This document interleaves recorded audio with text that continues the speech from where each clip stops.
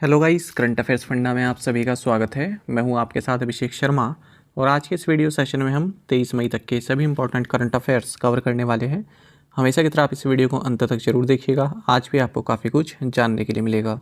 साथ ही गाइस, इस सेशन को शुरू करने से पहले आप सभी को बताना चाहूँगा, यदि आप हमारे daily current affairs PDF, weekly PDF, monthly PDF और हर महीने के banking and economic awareness PDF चाहते हैं तो करंट अफेयर्स फंडा का 1 ईयर मेंबरशिप प्लान आप ज्वाइन कर सकते हैं, जिसका लिंक आपको वीडियो के डिस्क्रिप्शन में या फिर फर्स्ट कमेंट में मिल जाएगा। आपको बता दें, इस 1 ईयर मेंबरशिप प्लान के तहत जितना भी हमारा पीडीएफ कंटेंट है वो हम आपको 1 साल तक प्रोवाइड कराते हैं, जिसे आप डाउनलोड कर सकते हैं, प्रिंट आउट भी निकलवा सकते हैं। इसके लिए चाहे तो आप करंट अफेयर्स फंडा ऐप को यूज़ कर सकते हैं या फिर अपने लैपटॉप या सिस्टम की मदद से वेब लॉगिन भी कर सकते हैं। कोई भी एग्जाम हो, बैंकिंग, एसएससी, रेलवे या फिर स्टेट पीसीएस, जहाँ पर भी जनरल अवेयरनेस या करंट अफेयर्स पूछे जाते हैं, सभी एग्जाम्स के लिए हमारा पीडीएफ कंटेंट काफ़ी यूज़फुल है। तो कोई भी अगर आपका डाउट है हमारे इस पीडीएफ कोर्स से संबंधित तो कमेंट बॉक्स में अवश्य लिखेगा। चलिए फिर करते हैं शुरुआत इस वीडियो सेशन की। Chinnar wild life sanctuary is located in which state? Chinnar वन्यजीव अभ्यारण्य किस राज्य में स्थित है? इसका आंसर आपको करना है और ऑप्शंस हैं केरल, झारखंड, वेस्ट बंगाल या फिर मध्य प्रदेश। तो जल्दी से इस क्वेश्चन का आंसर कर दीजिए, फिर हम आगे बढ़ते हैं। और इसी तरह क्वेश्चन यदि आप प्रैक्टिस करना चाहते हैं तो करंट अफेयर्स फंडा को टेलीग्राम पर जरूर ज्वाइन कर लीजिए। करंट अफेयर्स फंडा नाम से ही हमारा चैनल है।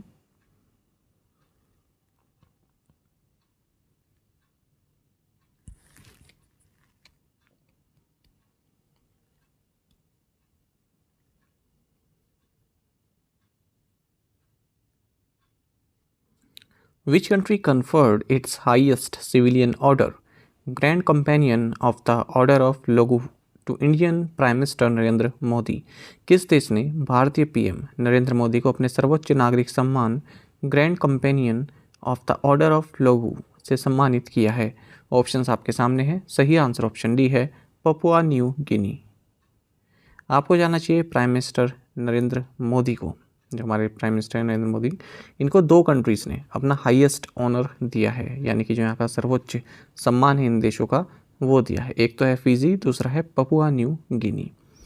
आपको जानना चाहिए prime minister Narendra Modi Papua New गिनी पहुँचे और किसी भी इंडियन प्राइम मिनिस्टर द्वारा ये फर्स्ट एवर विजिट है पपुआ न्यू गिनी की।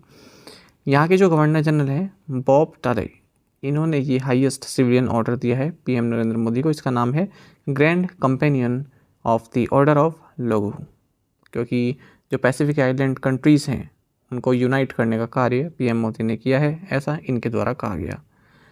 आपको जानना चाहिए अब ये पपुआ न्यू गिनी में क्यों थे? क्योंकि यहाँ पर forum for India Pacific islands cooperation यानी कि FIPIC, इसकी 3rd समिट हुई है और इसकी अध्यक्षता इंडिया ने और पपुआ न्यू गिनी ने की है। तो ये कहाँ पर हुई? पोर्ट मोर्सबी में। ये पपुआ न्यू गिनी की कैपिटल है। आपको बता दें, अब जो ये forum for India Pacific islands cooperation है FIPIC, ये जो है India plus 14 Pacific islands Nations का एक ग्रुपिंग है और इसको लॉन्च किया गया था प्राइम मिनिस्टर नरेंद्र मोदी द्वारा फिजी कैपिटल सुवा में साल 2014 में। तो पहली मीटिंग तो हो गई थी, दूसरी मीटिंग फिर जयपुर में 2015 में और अब ये है 3rd समिट इसकी। साथ ही आपको जानना चाहिए इसी दौरान यहाँ पर फिजी की भी गवर्नमेंट ने रिप्रेजेंट किया था इसमें। तो फिजी जो कंट्री है इसके द्वारा पीएम नरेंद्र मोदी को the companion of the order of Fiji ये अवार्ड दिया गया है। किसके द्वारा? फिजी के जो प्राइम मिनिस्टर हैं सितवेनी राबुका, इनके द्वारा। अब दोनों कंट्रीज़ के बारे में जान लेते हैं, काफ़ी महत्वपूर्ण है जानना, चाहे पीसीएस से संबंधित हो या कोई भी एग्ज़ाम हो, क्योंकि कंट्री कैपिटल तो महत्वपूर्ण रहती है इनकी, मैच द फॉलोइंग में पूछ ली जाती है। देखिए, पपुआ न्यू गिनी की बात करें तो कैपिटल है पोर्ट मोर्सबी, करेंसी यहाँ की कीना है। अच्छा, जो पपुआ न्यू गिनी है इसने अपनी स्वतंत्रता पाई थी ऑस्ट्रेलिया से 1975 में। ये एक आइलैंड कंट्री है, कहाँ पर? साउथ वेस्टर्न पैसिफिक ओशन में।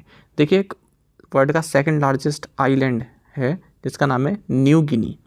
तो उसको 2 भागों में आप बांट सकते हैं, एक तो है पपुआ न्यू गिनी और दूसरा पार्ट होता है इंडोनेशिया का प्रोविंस है पपुआ और वेस्ट पपुआ। ये इस मैप से आप समझ जाएंगे। देखिए बीच में देखिए एक पूरा एक लैंड मास आपको देखने के लिए मिल रहा है, ठीक है। ये है न्यू गिनी, ये वर्ल्ड का 2nd लार्जेस्ट आइलैंड है, ये क्वेश्चन भी पूछ ले जाता है, लार्जेस्ट आइलैंड कौन सा है, सेकंड लार्जेस्ट आइलैंड कौन सा है। तो अब जो लार्जेस्ट आइलैंड है ना, न्यू गिनी, इसको आप दो भागों में देख रहे हैं बटा हुआ, एक तो पपुआ न्यू गिनी और दूसरा है पपुआ। अब यहाँ पर भी पपुआ भी है, साउथ पपुआ है, सेंट्रल पपुआ है, और ये इंडोनेशिया के प्रोविंसेस हैं। लेकिन जो पपुआ न्यू गिनी है ये अपनी इंडिपेंडेंट कंट्री है। इस तरह से आप देख सकते हैं। नीचे लास्ट में कैपिटल देख सकते हैं इसकी, पोर्ट मॉर्सबी। ऑस्ट्रेलिया भी है नीचे। दूसरी कंट्री की बात कर रहे हैं हम, फिजी। फिजी कैपिटल आप जानते हैं सुआ है। यहाँ की करेंसी है फिजियन डॉलर। यहाँ के प्रेसिडेंट हैं विलियम कैटुनिफिर, क्योंकि प्राइम मिनिस्टर तो हम देख चुके हैं पहले। अच्छा, इसने इंडिपेंडेंस किससे प्राप्त की थी? यूनाइटेड किंगडम से 1970 में। अब ये कहाँ पर है? ये साउथ पैसिफिक ओशन में है, न्यूजीलैंड से 1100 नॉटिकल माइल्स नॉर्थ ईस्ट। इसकी भी लोकेशन देख लीजिए। देखिए ये है फिजी, ऊपर कैपिटल है आप देख रहे हैं सुआ, और सीधे अगर नीचे देखेंगे न्यूजीलैंड है। तो ये लोकेशन महत्वपूर्ण रहती है बड़े एग्जाम्स के लिए, वहाँ पर पूछ लेते हैं। Whose bust did prime minister Narendra Modi unveil in Hiroshima Japan? प्रधानमंत्री नरेंद्र मोदी ने जापान के हिरोशिमा में किसकी प्रतिमा का अनावरण किया है? ऑप्शंस आपके सामने हैं। सही आंसर ऑप्शन बी है, महात्मा गांधी। बस्ट का मतलब होता है छाती तक की जो मूर्ति होती है, जैसे आप देख रहे हैं। देखिए प्राइम मिनिस्टर नरेंद्र मोदी ने हिरोशिमा, जो कि जापान की सिटी है, यहाँ पर महात्मा गांधी का एक बस्ट का अनावरण किया है, और ये 42 इंचेस टॉल ब्रॉन्ज बस्ट है। और किसने बनाया? पद्म भूषण अवार्डी राम वनजी सुतार द्वारा बनाया गया है। अच्छा, ये जिस जगह पर बस्ट है ये मोतोयासु रिवर के पास ही एक साइट है, और यहीं पर आइकॉनिक ए बॉम्ब डोम भी है। ए बॉम्ब डोम मतलब जो हिरोशिमा में जब एटॉमिक बम डाला गया था ना, तब उसके बाद सब कुछ तहस नहस हो गया था, पर ये वाली जो बिल्डिंग है ये रुइन हुई थी, पूरी तरह गिरी नहीं थी। तो इसको स्मरण के लिए ऐसी की ऐसी ही रहने दिया है, ठीक है। इसको तोड़ के रिपेयर वगैरह ऐसा कुछ नहीं किया गया है। आपको बता दें जो महात्मा गांधी का ये बस्ट है, ये गवर्नमेंट ऑफ इंडिया द्वारा हिरोशिमा सिटी को गिफ्ट किया गया है as a symbol of friendship and goodwill between India and Japan. अच्छा, अब जापान में क्या कर रहे हैं पीएम नरेंद्र मोदी? यहाँ पर 49th G7 समिट हुई है 1921 मई 2023 के बीच में। तो भारत तो G7 का मेंबर नहीं है। G7 के मेंबर्स कौन कौन है? Canada, France, Germany, Italy, Japan, UK and US, ये 7 कंट्रीज प्लस यूरोपियन यूनियन।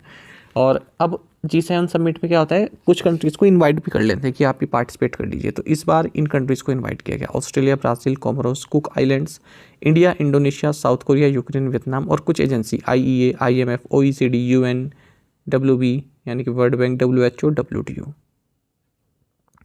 अब G7 समिट की शुरुआत कहाँ से हुई थी ये भी आप जान लीजिए। देखिए 1970 के दशक में जो डेवलप्ड कंट्रीज हैं इनके सामने गंभीर समस्या, एक तो निक्सन शॉक 1971, दूसरा फर्स्ट ऑयल क्राइसिस 1973। तब इनको लगा कि एक ऐसा फोरम होना चाहिए जहाँ पर हम macro economy, currency, trade, energy, ठीक है, इन सब के बारे में एक लीडर्स लेवल की समिट कर सकें, कुछ फैसले ले सकें। तो उस वक्त जो फ्रेंच प्रेसिडेंट थे गिस्कार्ड डी एस्टिंग, इन्होंने फर्स्ट समिट बुलाई नवंबर 1975 में पेरिस में ही, और यहाँ पर 6 कंट्रीज़ ने पार्टिसिपेट किया, France, US, UK, Germany, Japan और इटली ने। तभी से ये जो प्रेसिडेंसी है ये एनुअली हो रही है, रोटेट होती रहती है प्रेसिडेंसी। सबसे महत्वपूर्ण G7 किसी भी ट्रिटी पर बेस्ड नहीं है, ना ही इसका कोई परमानेंट सेक्रेटेरिएट या फिर ऑफिस है। Name the Tata Sons chairman who has been conferred with France's highest civilian honor, Knight of the Legion of Honor। Tata Sons के अध्यक्ष का नाम बताइए जिन्हें फ्रांस के सर्वोच्च नागरिक सम्मान Knight of the legion of Honour से सम्मानित किया गया है। ऑप्शंस आपके सामने हैं। सही आंसर ऑप्शन डी है, एन चंद्रशेखरन। आपको जानना चाहिए टाटा सन्स चेयरमैन राजन चंद्रशेखरन, इनको फ्रांस का हाईएस्ट सिविलियन ऑनर जिसका नाम है Chevalier de la Legion de honour यानी कि knight of the legion of honour, ये दिया गया है French minister for Europe and foreign affairs Catherine Colonna के द्वारा। तो ऐसा कहा गया है कि भारत और फ्रांस के बीच जो कमर्शियल लिंक है उसको फोस्टर करने का कार्य इन्होंने किया है। चंद्रशेखरन की बात करें तो टाटा सन्स के चेयरमैन 2017 में बने थे, जब साइरस मिस्त्री से इनको जो है साइरस मिस्त्री से इन्होंने टेक ओवर किया था। 2022 में फिर से इनको सेकंड टर्म दिया गया है और 5 साल के लिए। When is the world turtle day celebrated, विश्व कछुआ दिवस कब मनाया जाता है? सही आंसर ऑप्शन डी है, May 23। देखिए वर्ल्ड टर्टल डे ये हर साल 23 मई को मनाया जाता है और साल 2000 में इसकी शुरुआत हुई थी और इसको स्पॉन्सर करता है अमेरिकन टॉर्टोइज रेस्क्यू। थीम तो देखिए मुझको मिला नहीं है इसका, क्योंकि ये जो साइट है अमेरिकन टॉर्टोइज रेस्क्यू यही मनाती है, इनकी साइट पर भी थीम नहीं मिला। अगर मुझको थीम मिलता है तो उसको असाइनमेंट क्वेश्चन में कवर कर लेंगे, छोड़ेंगे नहीं उसको। साथ ही आपको जाना चाहिए 23 मई को international day to end obstetric fistula, ये भी ऑब्जर्व किया जाता है। इसका थीम है 20 years on progress but not enough, act now to end fistula by 2030। World metrology day is celebrated on which day, विश्व महाविज्ञान दिवस किस दिन मनाया जाता है? ऑप्शंस आपके सामने, सही आंसर ऑप्शन ए है मई 20। ये रह गया था तो इसको कवर कर लेते हैं आज। देखिए CSIR national physical laboratory new Delhi, इन्होंने वर्ल्ड मेट्रोलॉजी डे 2023 ऑर्गेनाइज किया 20 मई 2023 को, किसके साथ मिलकर? मेट्रोलॉजी सोसाइटी ऑफ इंडिया के साथ मिलकर। आपको बता दें वर्ल्ड मेट्रोलॉजी डे ये एनुअली मनाया जाता है, क्यों? क्योंकि 20 मई 1875 को पेरिस में मीटर कन्वेंशन जो है साइन हुआ था, तो उसी को कमेमोरेट करने के लिए दिन मनाया जाता है। इस बार इसका थीम रहा measurements supporting the global food system, इसको डिक्लेयर किया international bureau of weights and measure और international organisation of legal metrology के द्वारा। Where was the centre of excellence on sustainable land management formally inaugurated, सतत भूमि प्रबंधन के लिए उत्कृष्टता केंद्र का औपचारिक उद्घाटन कहाँ किया गया है? ऑप्शन आपके सामने, सही आंसर ऑप्शन डी है देहरादून उत्तराखंड।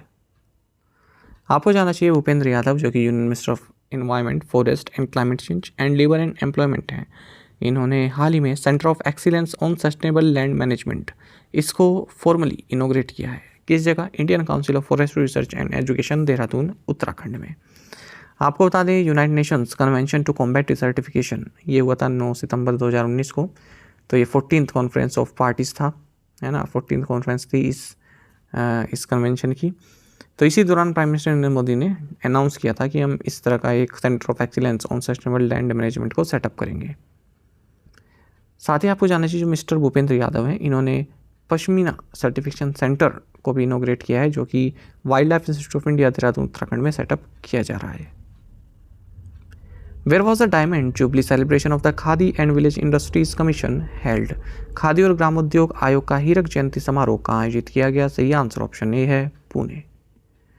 देखिए khadi and village industries commission ने अपनी डायमंड जुबली सेलिब्रेट की है वर्ल्ड बी डे यानी कि 20 मई के दिन। कई सारे प्रोग्राम इन्होंने ऑर्गेनाइज किए हनी प्रोसेसिंग से संबंधित। कहाँ पर? KYC का जो central bee research and training institute है पुणे में, इस जगह। KYC की बात करें एक स्टैट्यूटरी बॉडी है, अप्रैल 1957 में इसको फॉर्म किया गया था गवर्नमेंट ऑफ इंडिया द्वारा। किसके थ्रू? एक्ट के through, khadi and village industries commission act of 1956। तो ministry of micro small and medium enterprise के तहत आती है। इसका हेड ऑफिस मुंबई में है, 6 जोनल ऑफिस भी हैं इसके, Delhi, Bhopal, Bengaluru, Kolkata, Mumbai and Guwahati. Where did India's first indigenous aircraft carrier INS Vikrant dock for the first time, Bharat का पहला विदेशी विमान वाहक पोत INS विक्रांत ने पहली बार कहाँ डॉक किया? सही आंसर ऑप्शन ए है कारवाड़ नवल बेस। देखिए इंडिया का फर्स्ट इंडिजिनस एयरक्राफ्ट कैरियर है INS विक्रांत, तो पहली बार ये कारवाड़ नवल बेस में जो है डॉक किया है। यहाँ पर बर्थिंग फैसिलिटी है इस जगह पर। देखिए अभी ये किसके तहत हो रहा है? प्रोजेक्ट सी बर्ड के तहत। एक प्रोजेक्ट सी बर्ड है जिसके तहत कारवाड़ बेस पर शिप बर्थिंग कैपेसिटी बनाई जा रही है। अब ये प्रोजेक्ट सी बर्थ क्या है? ये एक नवल इंफ्रास्ट्रक्चर प्रोजेक्ट है जिसका मकसद है जो कारवार है कर्नाटक में, ये कारवाड़ नवल बेस कर्नाटक में है, यहाँ पर नवल बेस को क्रिएट करना है, ठीक है, ताकि यहाँ पर जो है fleet support and warship maintenance की सुविधा हो सके। अब ये डॉक का मतलब क्या हुआ? INS विक्रांत को डॉक किया गया है, इसका मतलब हुआ है कि INS विक्रांत को वहाँ पर जो है एक किनारे पर खड़ा किया गया है ना। डॉकिंग प्रोसेस अलग होता है, आप यूट्यूब पे देखिएगा, जो छोटी छोटी बोट्स होती है ना वो हेल्प करती हैं इसको, जैसे टक करते हैं ना हम, कोई गाड़ी ख़राब हो जाती है फिर उसको लेकर चले जाते हैं ट्रैफिक वाले, तो इसी तरह से ये जो बड़ी शिप होती हैं इनको भी साइड में लगाया जाता है रोप की सहायता से, और जो छोटी बोट्स होती हैं उनकी सहायता से साइड में रस्सी से बांध देते हैं, बस फिर ये इधर उधर नहीं जाती हैं अपनी जगह से। तो वो प्रोसेस हुआ है यहाँ पर। Where was the Asia petrochemical industry conference 2023 held, Asia petrochemical उद्योग सम्मेलन 2023 कहाँ आयोजित किया गया? सही आंसर ऑप्शन डी है न्यू दिल्ली। आपको जाना चाहिए union minister of chemicals and fertiliser doctor Mansukh Mandaviya, इन्होंने न्यू दिल्ली में एशिया पेट्रोकेमिकल इंडस्ट्री कॉन्फ्रेंस 2023 की अध्यक्षता की है। इस इवेंट का थीम रहा ushering in a sustainable future. Asia petrochemical industry conference की अगर हम बात करें तो इसमें जो मेंबर कंट्रीज़ हैं ये 7 हैं: India, Japan, Korea, Malaysia, Singapore, Taiwan and Thailand. आपको जाना चाहिए इसकी स्थापना 40 वर्ष पहले 1979 में जापान, कोरिया एंड ताइवान द्वारा की गई थी as east Asia petrochemical industry conference. फिर इसमें जब इंडिया, मलेशिया, सिंगापुर, थाईलैंड जुड़े तब इसका नाम कर दिया गया एशिया पेट्रोकेमिकल इंडस्ट्री कॉन्फ्रेंस साल 2000 में। Over the last 9 years by what percentage has India's overall core production increased? पिछले 9 वर्षों में भारत के कुल कोयला उत्पादन में कितने प्रतिशत की वृद्धि हुई है? सही आंसर ऑप्शन बी है 47%। आपको जानना चाहिए पिछले 9 सालों में इंडिया का जो ओवरऑल कोल प्रोडक्शन है ये 47% अप हुआ है और कितना पहुंच गया है 893.08 मिलियन टन। और जो सप्लाई है ये 877.74 मिलियन टन हो गई है, यानी कि 45.37% की ग्रोथ देखने के लिए मिली है। और जो ये 2023 के फिस्कल ईयर में जो देखने के लिए मिला हमें कोल प्रोडक्शन ये अब तक का हाईएस्ट है भारत के इतिहास में। आपको जानना चाहिए मिनिस्ट्री ऑफ कोल ने एक टारगेट भी रखा हुआ है कि जो फाइनेंशियल 2023-24 में हम 1012 बिलियन टन कोल प्रोड्यूस करेंगे। मिशन कोकिंग कोल भी है, गवर्नमेंट ऑफ इंडिया द्वारा अगस्त 2021 में लॉन्च किया गया था। इसमें भी 2 टारगेट बनाए गए हैं। जो मेन टारगेट है कि हमारा जो कोकिंग कोल प्रोडक्शन है ये फिस्कल ईयर 2022 में 52 मिलियन टन था, इसको बढ़ाकर 2030 तक 140 मिलियन टन कर देंगे। और जो कोकिंग कोल वॉशिंग कैपेसिटी है इसको 23 मिलियन टन जो कि फिस्कल ईयर 2022 में है, इससे बढ़ाकर 61 मिलियन टन कर देंगे 2030 तक। इंडिया का जो फिश प्रोडक्शन है ये 162.48 लाख टन पर एनम रहा 2021-22 में। देखिए ये भी रिपोर्ट इसी के साथ ही है, साथ ही मतलब पीआईबी में ही थी ये सेम डे में, तो मैंने सोचा इसी के साथ लिख देता हूँ क्योंकि नेचर सेम है ना दोनों रिपोर्ट का। तो इंडिया का जो फिश प्रोडक्शन है ये 162.48 लाख टन पर एनम रहा 2021-22 में। Bharat 3rd largest fish producing country है और 2nd जो है ये एक्वाकल्चर प्रोडक्शन में है। What is the value of the consumer price index for agricultural laborers in April 2023? अप्रैल 2023 में कृषि श्रमिकों के लिए उपभोक्ता मूल्य सूचकांक कितना रहा? सही आंसर ऑप्शन ए है 1180 पॉइंट्स। देखिए all India consumer price index number for agriculture labourers and rural labourers April महीने के लिए 5 और 6 पॉइंट से बड़े हैं। तो जो एग्रीकल्चर लेबरर्स के लिए रहा all India consumer price index 1180 रहा और रूरल लेबरर्स के लिए रहा 1192। अगर स्टेट्स की बात करें सबसे ज़्यादा इंक्रीज जो देखने के लिए मिला है कंज्यूमर प्राइस इंडेक्स नंबर्स में दोनों ही के लिए agriculture labourers and rural labourers के लिए ये वेस्ट बंगाल में रहा है। किस कारण से? Due to rise in the prices of milk, chillies, fry, ginger, mix spices, firewood, vegetables and fruits. Which company signed an MOU with HPCL Mittal energy limited? किस कंपनी ने HPCL मित्तल एनर्जी लिमिटेड के साथ समझौता ज्ञापन पर हस्ताक्षर किए हैं? सही आंसर ऑप्शन भी है NTPC ग्रीन एनर्जी लिमिटेड। तो देखिए ग्रीन हाइड्रोजन प्रोडक्शन के लिए और ग्रीन एनर्जी के लिए NTPC ग्रीन एनर्जी लिमिटेड ने HPCL मित्तल एनर्जी लिमिटेड के साथ एक MOU साइन किया है न्यू दिल्ली में। तो जो भी ग्रीन एनर्जी रिक्वायरमेंट है HPCL मित्तल एनर्जी लिमिटेड उसको फुलफिल करेगा NTPC ग्रीन एनर्जी लिमिटेड। और क्या क्या अपॉर्चुनिटीज़ हो सकती हैं ग्रीन हाइड्रोजन बिजनेस में उसको भी डिस्कस किया जाएगा। The Union Cabinet approved the signing of Memorandum of Understanding between Institute of Chartered Accountants of India and which agency? केंद्रीय मंत्रिमंडल ने institute of chartered accountants of India और किस एजेंसी के बीच समझौता ज्ञापन पर हस्ताक्षर करने को मंजूरी दी है? सही आंसर ऑप्शन सी है चार्टर्ड अकाउंटेंट ऑफ मालदीव्स। देखिए यूनियन कैबिनेट ने MOU को मंजूरी दी है कि इंडियन जो institute of chartered accountants of India है ICI ये MOU साइन कर सकता है चार्टर्ड अकाउंटेंट्स ऑफ मालदीव्स के साथ। दूसरा भी एक और मंजूरी दी गई है कि जो कंपटीशन कमीशन ऑफ इंडिया है ये MOU साइन कर सकती है इजिप्शियन कंपटीशन अथॉरिटी के साथ। In which district of Himachal Pradesh will the ethanol plant be set up by the HPCL द्वारा हिमाचल प्रदेश के इस जिले में एथेनॉल संयंत्र स्थापित किया जाएगा? सही आंसर ऑप्शन ए है ऊना डिस्ट्रिक्ट। देखिए हिमाचल प्रदेश के चीफ मिनिस्टर सुखविंदर सुक्खू ने कहा है कि एथेनॉल प्लांट ऊना डिस्ट्रिक्ट में सेटअप किया जाएगा हिंदुस्तान पेट्रोलियम कॉर्पोरेशन लिमिटेड के द्वारा 500 करोड़ रुपए की लागत से। HPCL oil and natural gas corporation यानी कि ONGC की सब्सिडरी है। ONGC ministry of petroleum and natural gas के तहत आती है। हेडक्वार्टर्स मुंबई में है। पुष्प कुमार जोशी CMD हैं HPCL के। How much stake has the reserve bank of India allowed SBI funds managements to acquire in HDFC bank? भारतीय रिजर्व बैंक ने SBI फंड्स मैनेजमेंट को HDFC बैंक में कितने प्रतिशत हिस्सेदारी हासिल करने की मंजूरी दी है? सही आंसर ऑप्शन डी है, अप टू 9.99%। देखिए, रिजर्व बैंक ऑफ इंडिया ने SBI फंड्स मैनेजमेंट को अलाउ कर दिया है कि आप 9.99% paid up share capital acquire कर सकते हैं HDFC बैंक में। साथ ही RBI ने HDFC बैंक या HDFC लिमिटेड को ये भी अलाउ किया है कि आप शेयर होल्डिंग बढ़ा सकते हैं 50% से ज़्यादा HDFC life and HDFC Ergo में। Which club won the English premier league title? किस क्लब ने इंग्लिश प्रीमियर लीग का खिताब जीता? ऑप्शंस आपके सामने हैं। सही आंसर ऑप्शन सी है, मैनचेस्टर सिटी। देखिए, मैनचेस्टर सिटी जिसके निक नेम है सिटीजन्स ब्लूज, स्काई ब्लूज, तो इन्होंने इंग्लिश प्रीमियर लीग टाइटल जीता है। देखिए, निक नेम इसलिए बता रहा हूँ, कुछ एग्जाम आते हैं जिसमें अटपटे क्वेश्चन पूछ लेते हैं टीम्स के निक नेम, तो आप भी कोई इस तरह की टीम पढ़ें तो उनके निक नेम भी देख लीजिएगा। देखिए, मतलब बहुत रेयर चांसेस रहते हैं पर पूछ लेते हैं, जैसे हमने CDS में भी देखा था। देखिए, मैनचेस्टर सिटी इसने इंग्लिश प्रीमियर लीग टाइटल जीत लिया है क्योंकि जो सेकंड प्लेस्ड जो क्लब रहा आर्सेनल, इसको हरा दिया गया नॉटिंघम फॉरेस्ट के द्वारा।